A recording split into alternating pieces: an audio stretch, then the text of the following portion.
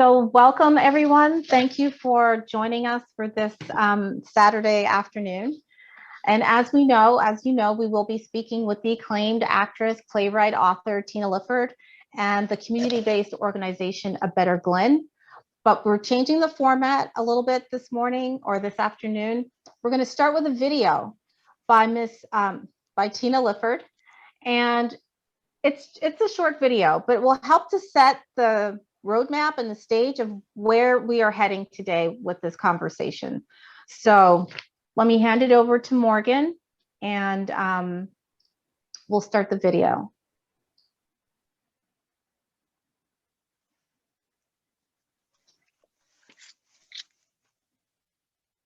There's no audio.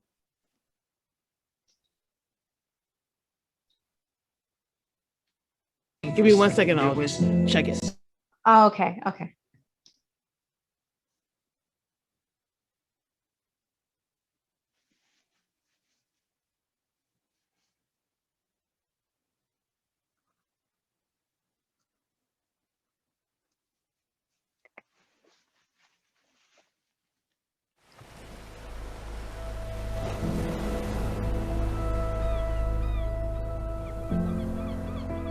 I was in one of those times in life where I was looking for something. There was some internal struggle going on, and I had a dream. In this dream, I was walking up this overcast beach, and up ahead I saw two women. It looked like they were arguing. But the closer I got to them, I realized that only one of the two was arguing. The woman with her back to the ocean, she is flailing her arms. But the woman she's talking to, who's facing her and facing the ocean, has this amazing sort of stillness to her in a way that was so compelling. The argumentative woman was trying to literally steal my attention, but I was drawn magnetically to the compelling woman. And then the compelling woman does something extraordinary. She moves towards the argumentative woman and she wraps her arms around her in a way that was so loving that I felt it. And after a beat, they parted and turned and looked at me. And I see that they are both me. In that moment, the clouds part and the sun comes beaming through. And it blinds me for a moment. And when I could see again, both ladies were gone.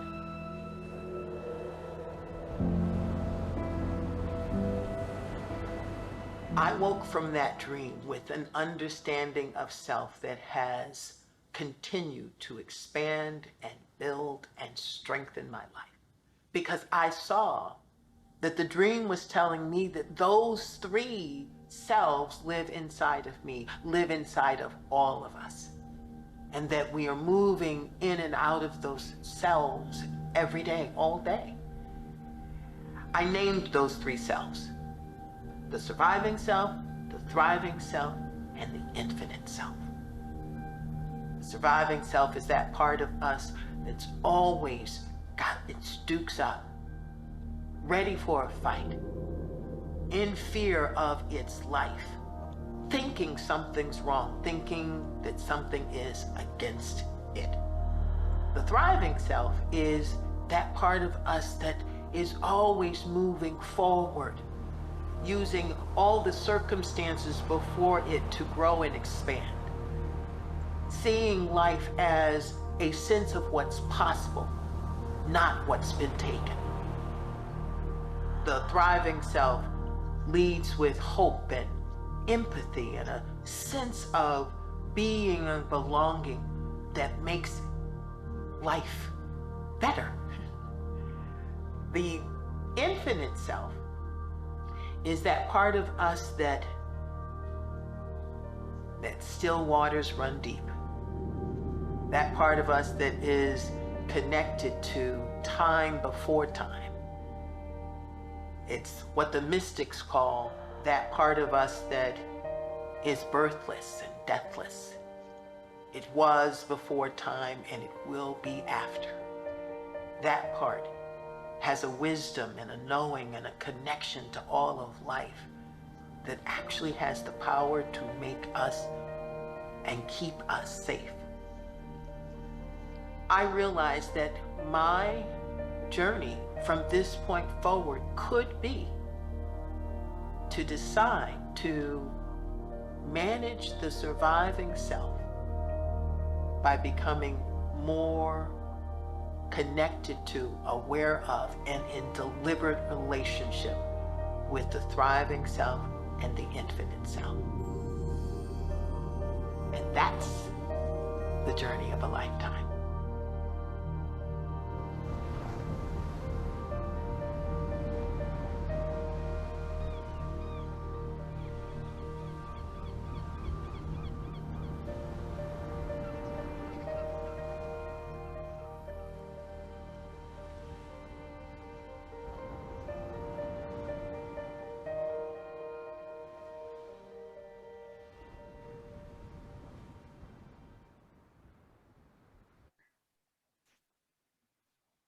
Again, it leaves me speechless, Tina. And I know everyone here is eager to delve into a more fulsome discussion about the surviving self, the thriving self, and the infinite self. We're going to get there. Let me just set the stage of why we are having this speaker series today. As we all know, it's Mental Health Awareness Month, and it's also approaching the 1-year anniversary of the murder of George Floyd. And a lot has happened, for lack of a better word, since George's killing. It feels, at least here for me in the United States, it feels as though there's been like a steady stream of police killings.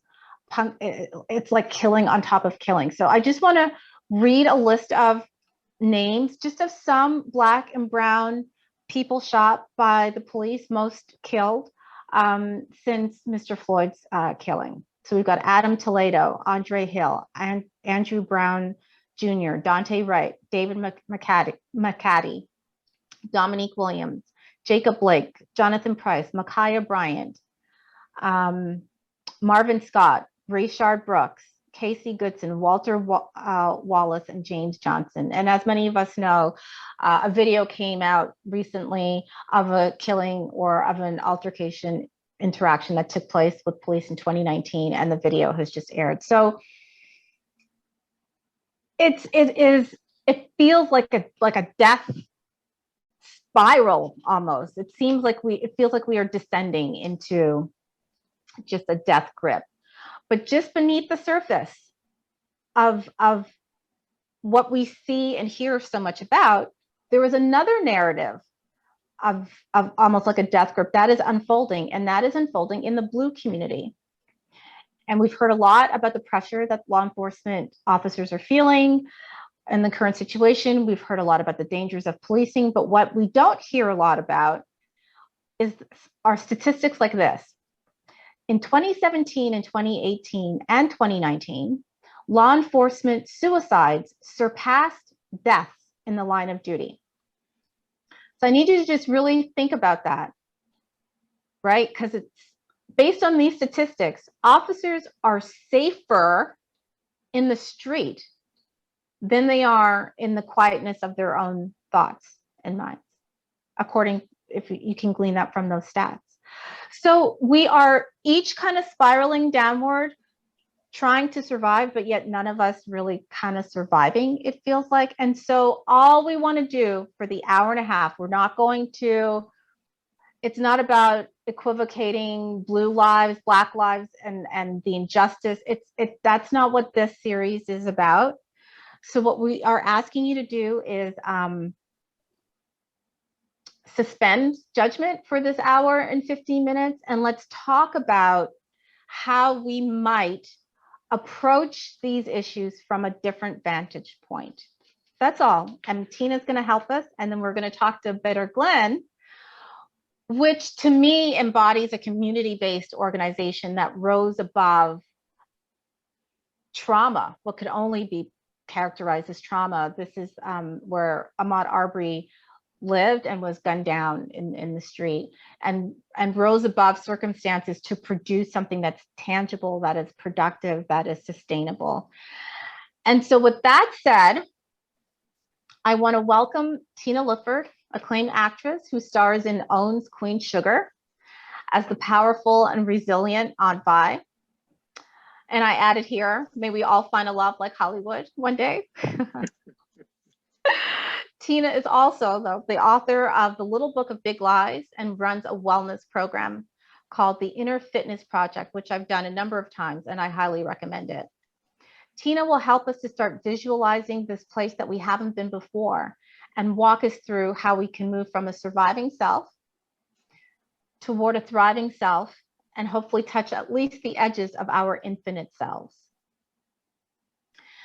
Then we're going to talk to A Better Glynn.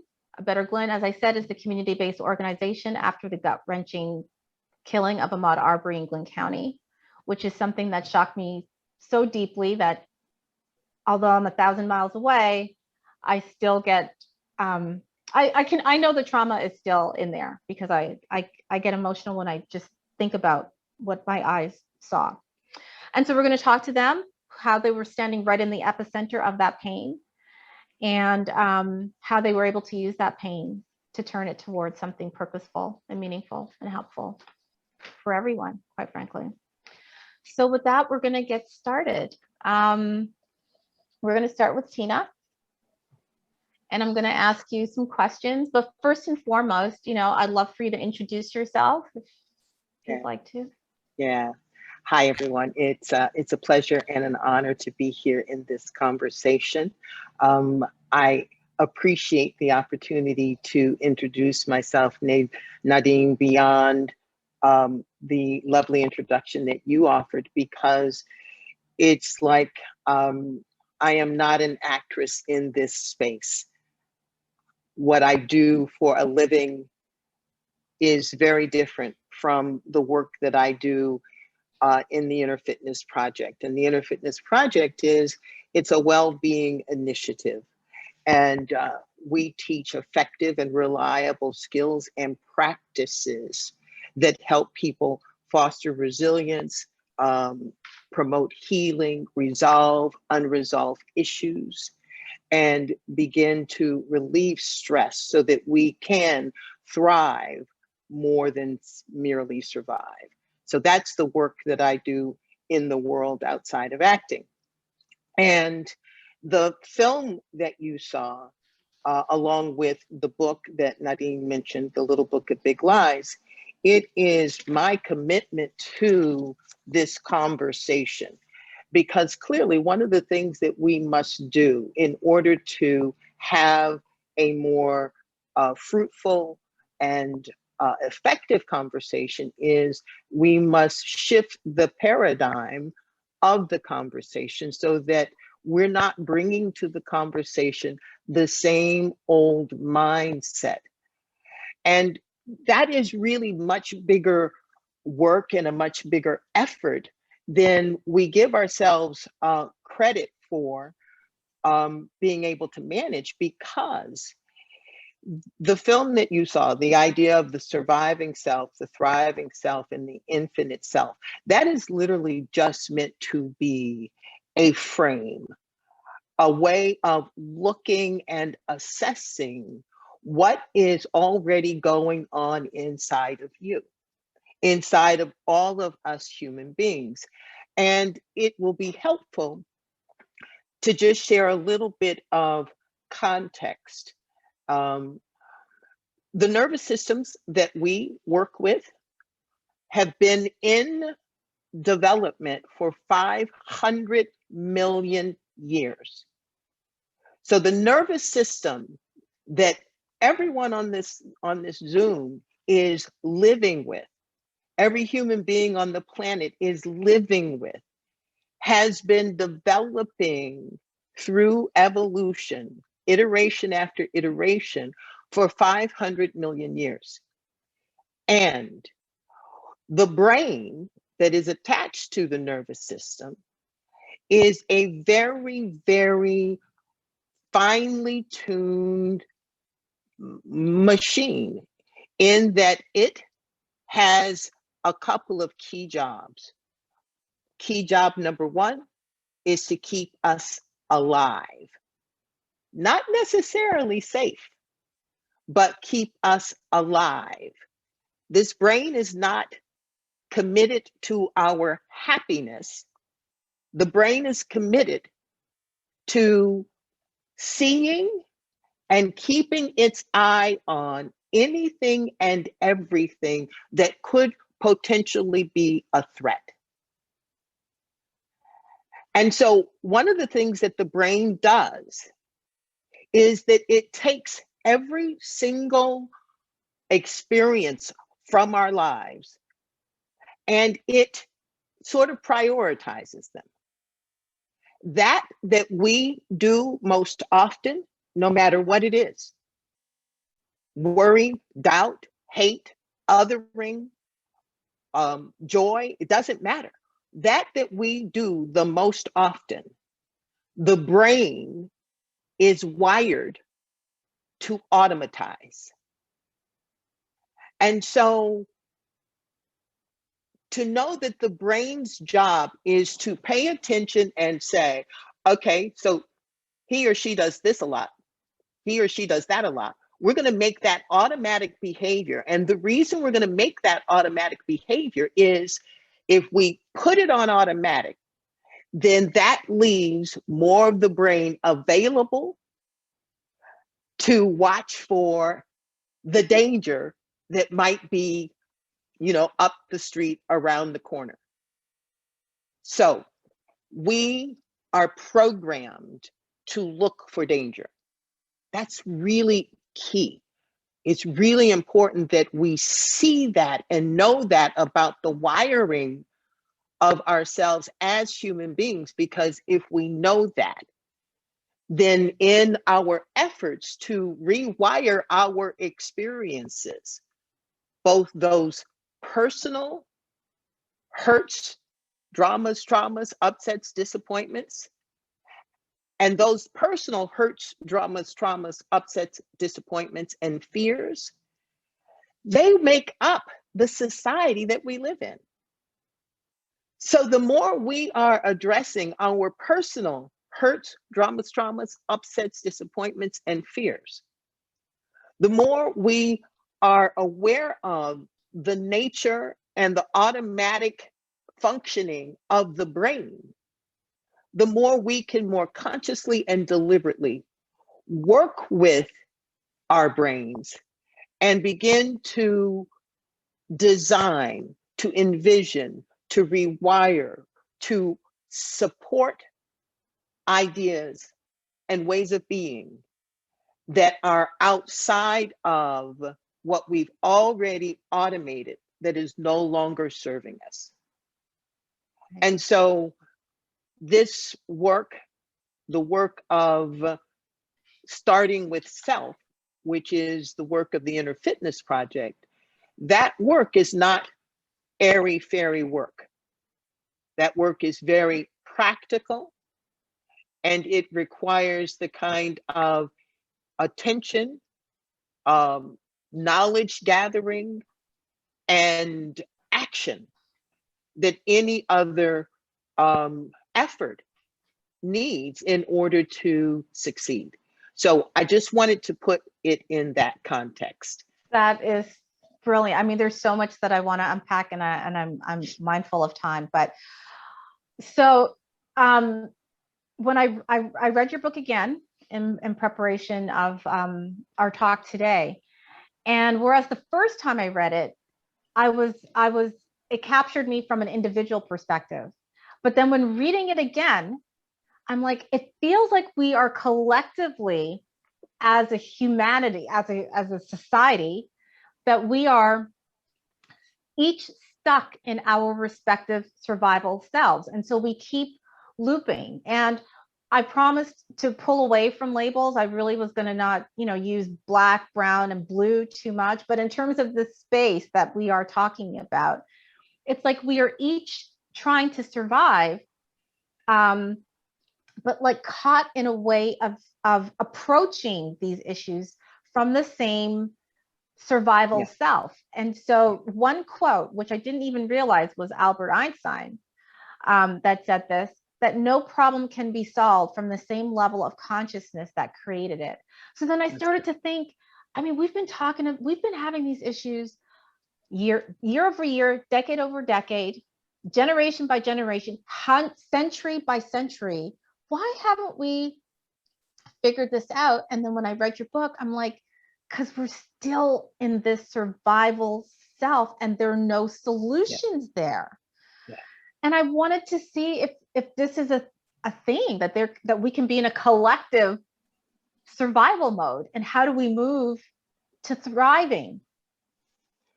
Yeah, we absolutely are in a collective survival mode. That is, it doesn't, it may not be comforting.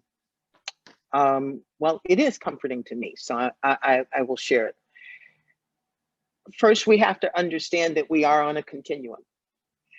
Life is evolving, and human beings are a part of that journey. And for us to recognize that it's not all about us, we can understand the leg of the journey that we are running, and then be more conscious about how we deal with ourselves in the bigger context of human evolution. And that's important, because each one of us is carrying the notions, the experiences, and probably the perspective and fears that are somewhat related to our families and the ancestors before them. And so for us to begin to be more mindful of the fact that our efforts don't just live, in our own little world. Our way of seeing ourselves, our way of reacting makes up our society. It makes up our community. It makes up our nation. And when you look at the founding of this country, and you see the turmoil and the othering that is a very, verifiable reality to all of our history, you can begin to see, if you just objectively look at how the mindset of the need to control, for whatever the reasons, the need to control people's bodies and their thinking and their movement for gain, whatever those gains are, that is very much present in our society. And we have come to think about life in a win-lose kind of way. I mean, look at what people are willing to do if their sports team doesn't win. Look at what happens when a passionate group of people begins to speak in a narrative that supports the way, they see themselves. Everybody is looking for that is going to support how they see themselves. Yeah. And for us to just identify those simple natures, those default natures of the human being, positions us to be able to more strategically and with science-based information, begin to work to expand ourselves beyond our up until now fear-based identities. Mm-hmm. Everyone, no matter what they are doing, no matter how you might categorize it, they are operating from a need to survive. And so what we get to do, those of us who are ready to imagine a better life, a better internal life for ourselves, which means a better life, in society. For those of us who were willing to tackle that means becoming aware of what our flaws are, what our challenges are, what our fears are, acknowledging them, not suppressing, not ignoring, not running from,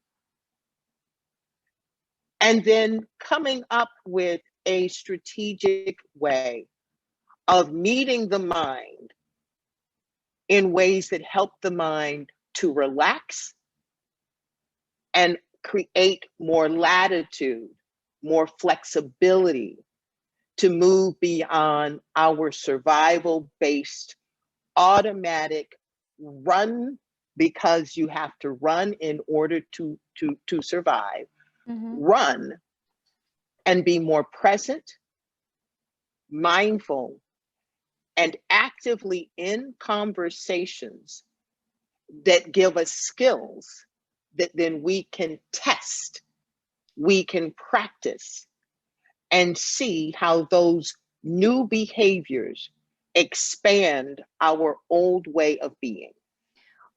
Well, let me ask you a tough question. Do we have the luxury to test? I mean, I read off those names since we now know murder, right? The jury found that George Floyd was murdered, and the list of some of the names of shootings and killings since then. How do we take that time to stop running and stop surviving? So it feels like caught in this loop where we have to face the threat and we perceive it as a threat. And we've got members of the Blue community. I'm sure, I don't want to put words in their mouth on this call, but they would say they feel threatened too, and they just want to survive too. How do we dare enough to stop and test and think about a different approach to addressing these issues, particularly if there's no solution at the thriving self level? Why even bother? Although I do think that's where the solution lies, but I'll leave it to you. Yeah. Well, first and foremost, we must acknowledge that this forum, this conversation, the work that you're doing, all of that is about putting people in conversations. When we take time to actually deeply think about a thing, it allows the brain to move out of survival and into the cortex, or the prefrontal cortex, where you actually have more space to think and make decisions. Part of what we will need to do is to begin to actually teach skills. We need to understand how the brain works, right? And then we need to teach skills so that we can recognize our automatic default to our survival mode and our survival thinking, and then have strategies on the ready that can help us quell, calm, subdue that fight, flight, or fight brain, so that more executive thinking can take place. But to answer your question in, a really practical way, It's conversations like this. We will stop othering the more we recognize that everyone that you run into is managing a level of fear, disconnection from self, and automated thinking. Everyone is managing hurts, dramas, traumas, upsets, disappointments, and fears. And we're managing it poorly. Because neuroscience is just now getting to the point where it really understands what's going on, and it can help us to better understand our own torment. You know, when I every single time that I watched the murder of George Floyd, you know, you could see what some people absolutely accurately characterized and described as Chauvin's arrogance. Mm-hmm. And I saw eyes that were disconnected from his own core self. I would be very interested in knowing what that officer's story is, because I bet you that his story connects to his ability to sit on another human being's back and kill him arrogantly. Those two things are not disconnected. You don't just wind up sitting on another human being's back and in front of witnesses that actually have tools in their hands that are capable of undermining your sense of self or privilege or arrogance or whatever you want to call it. You don't make those kinds of decisions unless you're not able to think from your right mind. Mm-hmm. So if we don't begin to connect the disconnect that is living inside of us and so evident in our society, it's evident in the abuse that is rampant in this society, that is abuse that has nothing to do with blue, brown, and black, and everything to do with the human pain that is unprocessed and then funneled into positions of power and reaction. Mm-hmm. Well, I know at the beginning I said we need to be open and be stretched. I tell you right now, you just stretched me a little bit, because you're calling on me to have compassion for a person that did not appear to have any compassion. But that is, I understand it is for me to give, and not necessarily to give to only those that are capable of extending similar compassion. I actually am not asking you to do that. You get to do with the information what you want. I'm not asking that. I am saying that we all are carrying stuff, and that stuff we bring to everything we do. And when we bring it and we're not held accountable to it, he absolutely should be held accountable to it, and all of us should be. We have to recognize that there's stuff inside of us, and we, if you do nothing else but walk away from this conversation and be curious about how often is your surviving self, your lie that you're not, and you can fill in the blank, good enough, capable enough, loved enough, whatever that is, whatever it is that drives because everyone has something that drives us. If you can just ask yourself from this point forward, what self is driving me in this moment? And if I can see it, am I willing to get curious about it? Because curiosity moves you into the prefrontal cortex, where you can actually think more clearly and make new decisions.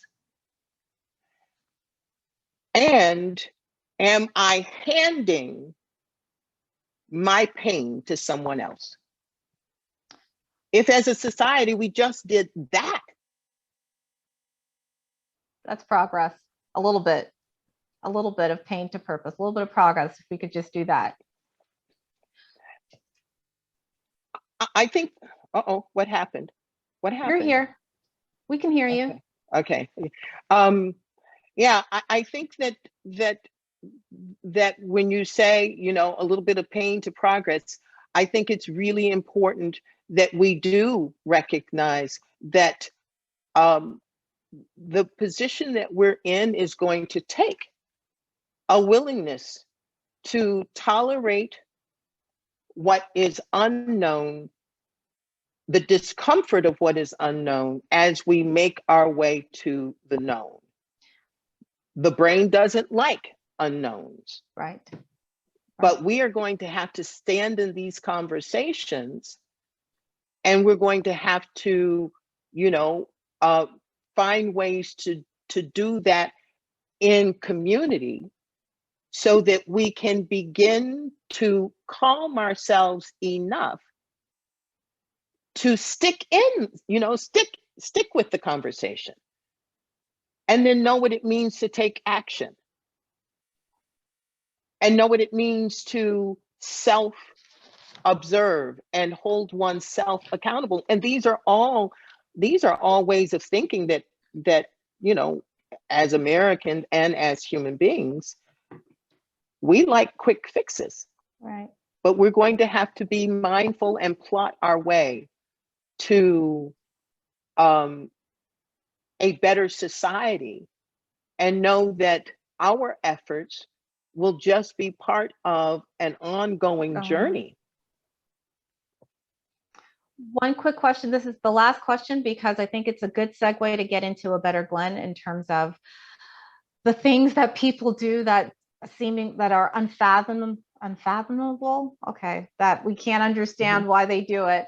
It's inhuman, and so we're gonna move into that. But my one last question for you, Tina, is: do you think we can solve or resolve the conflicts that we're seeing amongst Black, Brown, Blue in that space of policing, police reform, and all the legislation that's pending and everything that's percolating with litigation?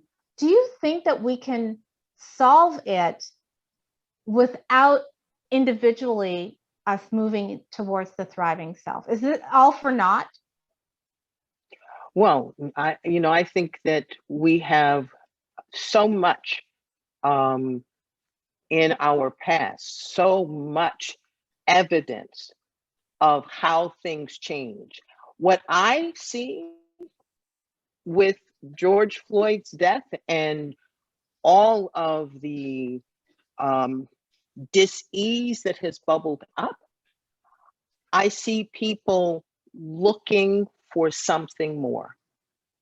That's a good thing, because if you are looking for something more, you are open in a way that you haven't been open before. I think that we absolutely must acknowledge that we want more.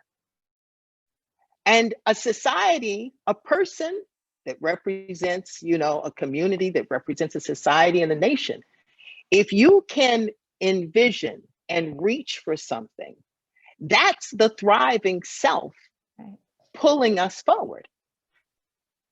Vision, hope, a sense of possibility, and action behind those kinds of thriving self characteristics are formidable.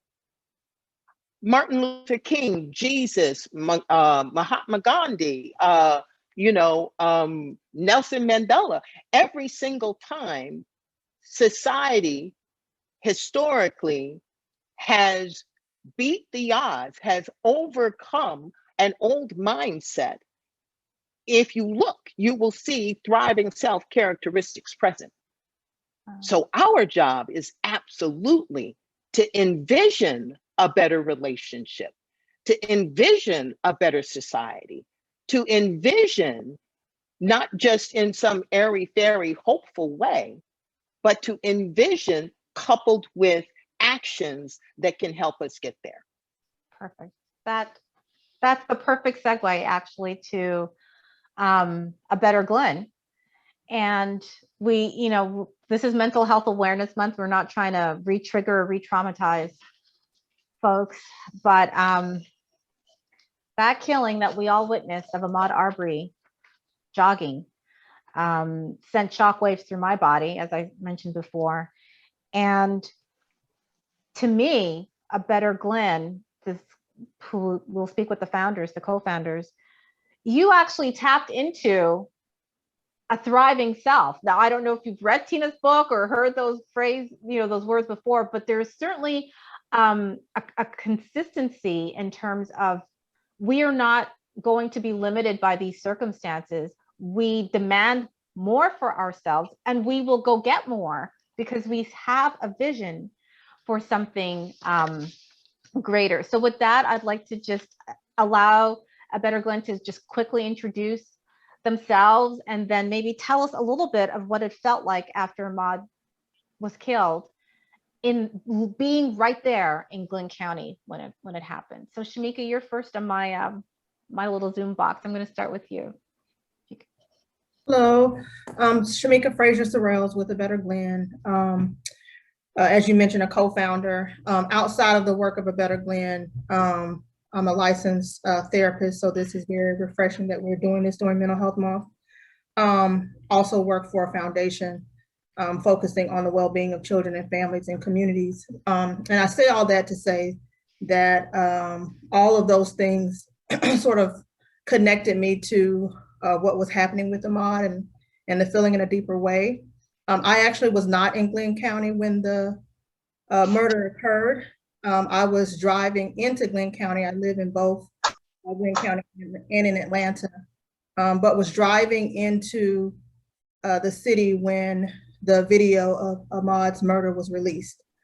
And so that immediately certainly brought up some feelings about, I think, generational trauma, quite frankly. Having grown up there, having seen Black men in my family experience some disparate outcomes as a result of many systems in Glynn County, it certainly brought that back home for me and was the driver for me to want to do something. I felt like it has been an intention to heal some generational wounds, but also ensure that future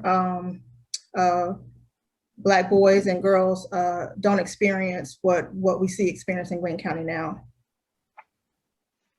Bobby, you're next in the box that I see. Can you introduce yourself? Bobby Henderson. I actually was in Glynn County at the time. That day was kind of weird for me. It was a very good friend of mine was moving back to Chicago. We had fellowship together. We were ordained as ministers together.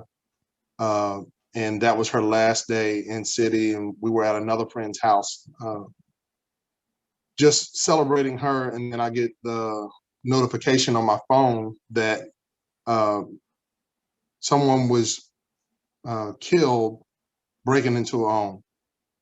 And that's all the information that goes out. This is still the deep red South. I know we flipped the state, but the culture is still the deep red South. So it was celebrated, and my heart sunk that day to know that someone had lost their life. We actually had a couple young boys get shot a few years prior. They were preteens that had broken in someone's house in the city, and one of them was shot while in the house. So that's all running through my mind at the time, you know, how this is a part of an ongoing issue, because even in that, those home break-ins are still a part of a deeper problem that we have here, where the disparity in income plays itself out in our crime rate. So that's all I know at the time. The more we learn, the more we understand that this was not a home. I learned that this is the kid that I used to see taking out the trash when I would drop my son off at work, because he and my son used to work together. This is an ongoing play of a national narrative. It evokes the feelings of Trayvon Martin in the same way someone Black in someone else's neighborhood, and they don't feel like he needs to be there. You know, so you have all of these narratives fighting within you that are just compounding the trauma of the event. So everything in you just wants to fight, but at the same time, we have other issues that are bubbling up. 3 days later, our chief of police was arrested. And so then you hear about how the district attorney recused herself, how it went to another district attorney's office, and the can was really opened when he wrote a really false narrative about what happened. And I think that was really the catalyst. Between that and the reporting of the news, it just broke everything else loose to say, enough's enough. We've got to do something different and engage this situation. Regardless of if it was a break-in, it doesn't deserve this narrative. So, and that's when we started digging to find out all of the other issues that were involved. So it was and is a traumatic event, and it bears itself out in our diligence with the work that we do. Well, we're going to talk more about the work. I want to give John a chance to introduce himself also, and we'll move over into the work of A Better Glynn. Thanks, Nadine. I'm John Richards, one of the co-founders of A Better Glynn, and I'll just merely fill in some gaps here because I think they covered significantly the feeling that was going on down in Brunswick. I'm a Brunswick native, born and raised there, but I actually don't currently reside there. I'm just one of the co-founders of the team and helping them out locally because I love my hometown and it's where I grew up. We're all just country Southerners trying to make sure our community is better. Now, what I will say about the grief in our community, I would say that we had a delayed grief because on February 23rd, when it happened, the event was just resigned to a crime newspaper and a crime in a newspaper. One paragraph, young man got shot breaking into a home. As a matter of fact, his family was told that, and to a degree they were resigned to that fact until people started asking questions. And that's how our organization came to be. We began asking questions as well because things didn't line up. My brother's a high school football coach there. He coached a young man in football. He called me one day after that, late February, distraught, saying something doesn't add up. And we just started asking questions, open records requests, different things just to get answers. And then once answers started rolling through and the video came out, that's when A Better Glynn said, hey, we got to do something organizationally to continue to do this work so that we can prevent something like this happening in the future. And that's the impetus of our work. That's how we started. So when the video came out, and it was clear that it wasn't just a case, and I even hate to use the word just a case of a break-in, because as Bobby said, that doesn't warrant the death penalty without judge and jury, right? But when the video came out and it was clear that this was so much more than a break-in and self-defense, did Glynn County across racial lines condemn what they saw, or was it was there a divide along racial lines? Was it something that as a human being, you looked at it and it shocked the consciousness as it shocked my consciousness to this day? How did it play out right there in Glynn County? I think one of the things that it did was exacerbate the divide that we have here. And that not necessarily just across racial lines, but across economic structures and across political factions. So there has always been a voice that is very diverse to say this is injustice, this isn't right, there's something that needs to be done about it. But then there were a lot of those staunch persons that just were resided to the fact that he had no reason to be there. They were gung-ho for the narrative of castle doctrine, self-defense, stand your ground, citizens arrest, and you could really feel that especially in the social media space, because those people didn't really come out in confrontation with the rallies. But I think that's what made those rallies exceptional, because there was no confrontation. The voice at the rallies was clearly pro-justice. Did Shemeka or John, did you want to touch on that or add to that? I'll only add just one small thing, and that is that there is this, when it comes to racializing things like this, there's this perfect victim illusion that a lot of people have when it comes to things like this. When it happened, they saw the video. Immediate question for many of my white colleagues, and I've had them ask me this: well, what did he do wrong? Like, what was wrong about him? Looking at his past to justify what happened in that instance. So there's this perfect victim illusion when it comes to victims in instances like this that doesn't really recognize the human image in people and see that clearly something like this is wrong every day and twice on Sundays, I'd say. Right. So I think that we got to really think through, and that's what we've been trying to process with our local community when it comes to race, is think through looking at people as human beings.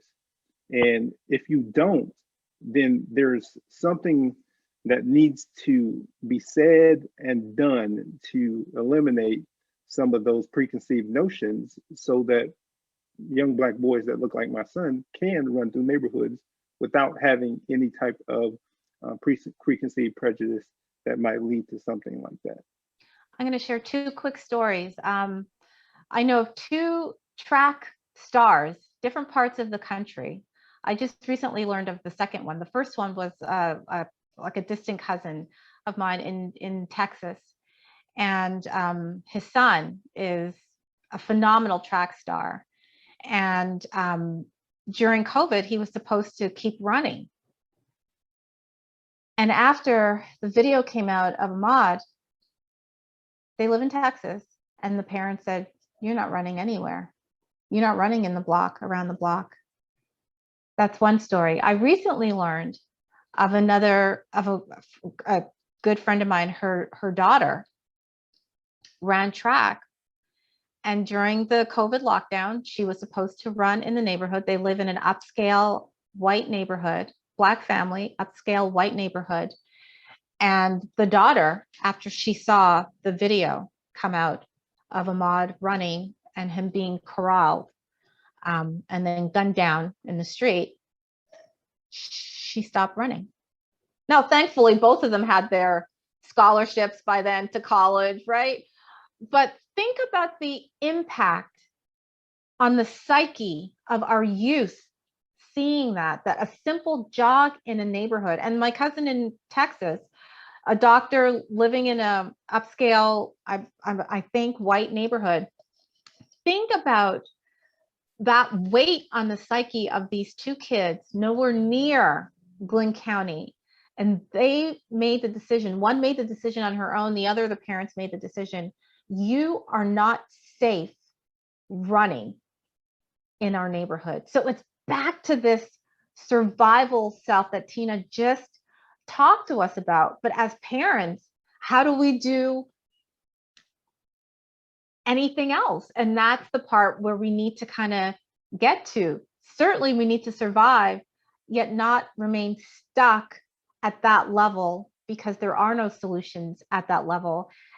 And that's really what I want to talk to A Better Glynn about, is that you seem to be able to transcend, not forget, not ignore, and not forego accountability. I know that's a big part of what A Better Glynn is doing, and by all means, please share. But you seem to go beyond the circumstances to say we are going to reach for something greater, And how did you do that? How did you not get stuck in the pain of Ahmaud's killing down the street from you? How did you not get stuck there? So I'll open that up to either of you. I'll start. So I don't know that I'll say this personally. I don't know that we don't ever get stuck. There are moments of stuckness, right? There's moments of frustration, but certainly I think the foundation to us existing in that mode of moving forward and possibilities was really thinking beyond the incident itself and thinking about all the conditions that led to such a thing happening, right? So Bobby and John both spoke about the narrative that was out. What led to a condition where an entire community could accept that narrative for 3 months without any question? That's a condition of oppression, right? And so we decided that was something that we wanted to address. Why is it that there's a perceived or a perception of unity in the community, and that unity is the silence of Black voices? We made an intentional point to want to address that. And then to move to, so that's the conditions of the folks that live in the community, right? What do they think of themselves? What do they think of their voice? How do we empower folks to advocate, not only to protest, but to protest with some action, right? Do some intentional things to hold folks accountable. And then that sort of shifted into, what are all the structures of power that exist in the community that should be held accountable, which certainly includes the Glynn County Police Department. Although Ahmaud was lynched by some private citizens, they had some connections to the police department. And there is some evidence that the conviction didn't happen as soon as, or the arrest didn't happen as soon as it could have, because of their connections, right? And so holding the police department accountable. In our county, our county police department has oversight by the commissioners, the Board of Commissioners. So it was looking at that structure. And then even looking at our city structure. And Bobby mentioned the inequities around income. There's a significant wealth and income gap. So from the city of Brunswick, which is the largest city in Glynn County, to the county, which has one of the richest populations on St. Simons and Jekyll Island. So thinking about all of those things, I think we kept our sort of eyes on those prizes, if you will, and that kept us in survival mode. But there are certainly moments of pain that I personally stay in, particularly when we get resistance from people that look like us. I'll just be real about that. Those are often times where you sort of sit in that pain. But I think as a people and as a culture, I don't know that we know how to be in anything but survival mode, right? We've been surviving for 400 plus years. And so I'll just leave it at that and see if John and Bobby want to add anything to that. I'll just add that there is collateral loss in this work that continues to bring you to that reality pain. I served as an elder for 7 years in a church that I ended up having to leave. because of the work that we're doing. John built an entire foundation that had to dissolve because of the work that we're doing. And those things, while they can be setbacks, they end up being your motivators to just keep going.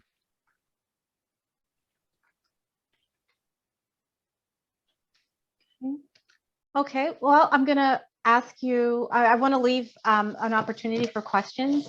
So I'm going to ask you two things. One, can you share some of the shifts and changes that A Better Glynn has been instrumental in causing in Glynn County? I know some of them, but I would love for you to share. And second, how does a community that might be still, I love what Shemeka said in terms of it's not all or nothing. It's not like we've all just transcended the pain. It is, we fall back and not fall back. We have moments where we are in fact stuck in that pain. But how do you have any advice to those who might be struggling with something similar within their community in terms of how they can still be productive and build sustainable change, even though they have their moments of fear, of pain, of surviving mode? So some of your achievements. Yeah, so I'll just list a few because honestly, over the past year, our minds are blown at how much work we've done with such a small group of folks. And I'll start with what we've been doing in terms of our police chief search, which Nadine's and the initiative have been a monumental partner in helping us to not just secure funding for police chief search, but have a voice at the table to look for the next chief in Glynn County, which is huge for us because we've never had a national search for a police chief. It's always been an internal role that they filled internally with someone who's part of the culture that we're trying to change. So Nadine was very instrumental. We got her involved with the county government. She's been at the table talking with them, and we are almost there in the process of selecting a chief. I think they're in the semifinals, but she was able to get us involved with Noble, which is a national organization of Black law enforcement, and they've been involved in helping in that process. So thank you, Nadine. Outside of that, get out the vote campaigns. As Bobby mentioned, we were able to vote in a new district attorney. We were able to help get voters out in Georgia, and you all saw what happened in November in Georgia as well. And then we also are getting the electorate educated and involved. So we've done town halls on going back to school. We've done town halls around municipal elections that are coming up. We just had a mayoral forum, which has never happened locally, to talk to mayoral candidates. So we're getting them involved in the local process. We had 600 voters vote in the city election last time out of 11,000 registered voters.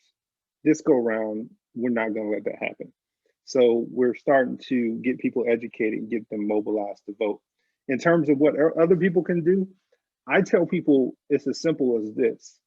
We found ourselves in fighter mode for a good little bit, fighting fires as they came up.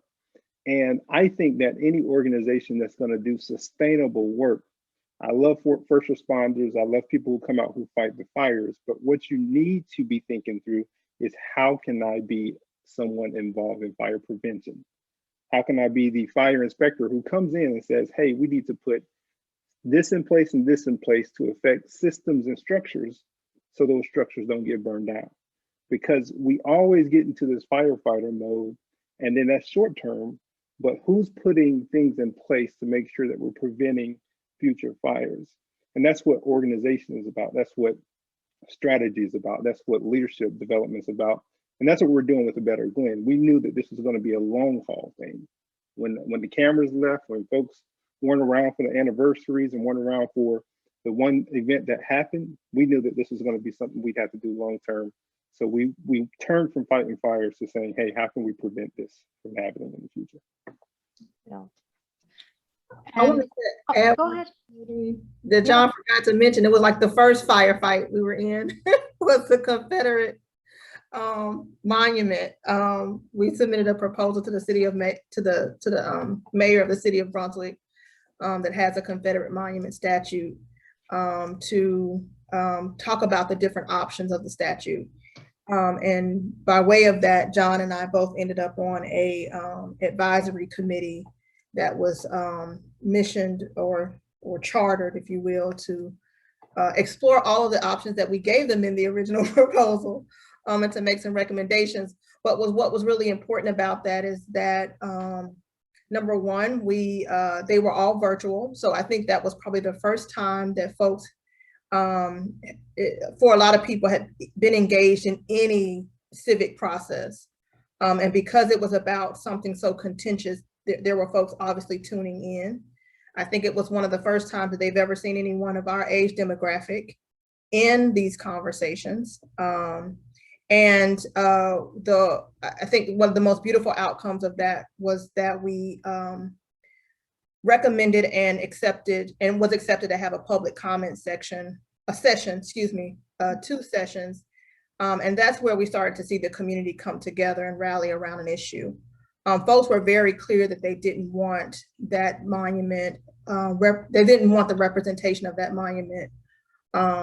Although it's kind of in a wonky place now where the commission has agreed to remove the statue, but they're doing that based on some conditions of the law that they're waiting on. But I think that was a pivotal moment for the community as well as for our organization, for folks really to see that there were folks interested in these issues and we weren't going anywhere. I mean, the transformation that A Better Glynn has been able to bring about in Glynn County. I mean, I've just been watching like from the sidelines. Yes, involved, of course, with the police chief search and working with local officials there and with A Better Glynn, of course. But when I see everything that you've done in such a short period of time, I just I'm blown away. So I want to give time if anyone has any questions. We are supposed to end at 5:15, so I'm sorry I didn't leave you much time if you do have questions, but jump in. Take yourselves off mute if you have any questions, comments. Tina is here still. What an opportunity.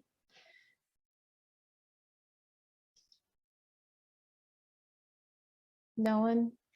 Hating silence, I'll jump in. I suppose there's two things struck me. First of all, Tina's piece early on, it reminded me of the Lawrence Textile Strike song, Bread and Roses. The idea that you need to have both. You need to have both those pieces in your life. It's not good enough to just survive. In relation to A Better Glynn, I've been looking at your website stuff and I have to say I'm really impressed. I love the identification of social justice and equity of condition as foundations of where the work starts. If I think if you're addressing the policing piece at the tail end, then you're always fighting a losing battle. As John said, you're firefighting. Then you need to get in and address what's at the core of these issues. Now, how you do that in a situation where the gun is ever present baffles me, and I'm glad that's not a problem we have on this side of the Atlantic, because I was just looking before tonight. I came in and have a quick look. Our police force have shot 6 people since 1998. None of them were unarmed, and homeowners have killed 2 people who have been involved in burglaries in their home. Both of those homeowners were tried, one convicted of murder, the other one is trial is ongoing at the moment. So that violence issue is something that needs to be addressed entirely separately. And I don't even know where you even start with that, because you know that whole Second Amendment thing baffles us on this side of the Atlantic. But I have to say, the work you're doing for a law enforcement officer here, I think it's really good. It's really inspirational. So well done to you, and thanks to Tina for her insights earlier. Thank you, Gary. And maybe we leave that with Tina to wrap up. How do we do that, Tina, in the face of ongoing violence that's going to trigger our need to survive, how do we still press forward to get to that higher self? And put, it's something you said in your book, is sometimes we devote too much attention to the survival self, to the surviving self. But how do we do that, as Gary pointed out, when there's so much gun violence and there's so much violence? How do we not give attention to that surviving self? And so I will leave that with you. I know it's 5:15. If folks need to drop off, we won't be offended, but if you can stay for the answer, that would be awesome.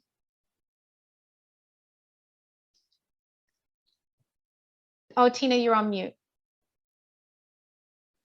Thanks. Before I share my thoughts about that, I think that it's really important. First off, I just hats off to A Better Glynn and the work that you all are doing and the real change and impact that you're making. And, you know, the work that I'm committed to is individuals taking assessment of self and becoming more accountable to the narrative that they are living from, because that impacts our society. And I think that one of the things, and I think it was Shemeka, I think you said something about, or maybe it was Bobby, talking about, you know, our communities being in survival mode all the time. And that is work that we really have to address, because if in fact our community is not able to think, then they cannot proactively work to their best interest. So we really have to have a society and efforts that are going at justice, both from the personal inside out, as well as making society itself a structure that is legislated and accountable. And when it comes to moving forward, I think we get the blessing of history. The human condition is full of a lot of pain and messiness, and yet we have pulled ourselves forward because of people who get committed to a vision that they are compelled by. And when we say yes to a vision that is trying to pull us all forward, change happens. And so with all the pain that has been a part of not just the 400 years, but specifically this last year, from COVID to George Floyd, I have to tell you that from my thriving self eyes, here's what I see. I see that as 13% of the overall population,